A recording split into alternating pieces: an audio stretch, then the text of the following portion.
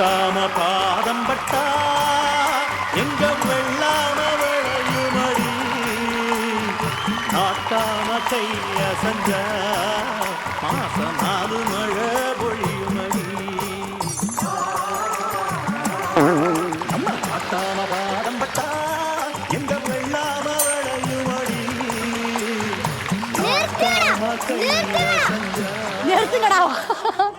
இந்த நாட்டாமைக்கு முக்கியம் நீதிடா, நேர்மடா, நாயண்டா, அதுடா, இதுடா, எதுடா, அண்டே காக்காசன் சீசன் 3டா. நோ தீர்ப்பே சொல்லலடா பெண்ணே. நாட்டாம என்ன? சொம்பேதி கழுவத்துல விட்டு வர வேண்டியதானே? சரி, நாட்டாம குதிரையில வந்து பாத்துருக்கேன், நாட்டாமையே குதிரை மாதிரி வந்து எப்படியா பாக்குறேன்.